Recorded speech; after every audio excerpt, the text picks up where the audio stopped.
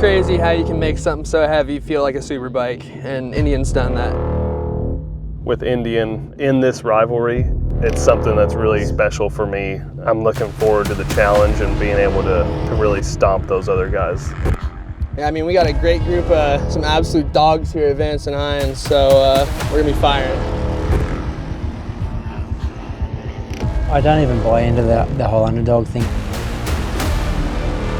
He's going to be more worried about me than I am of him. I'm the guy.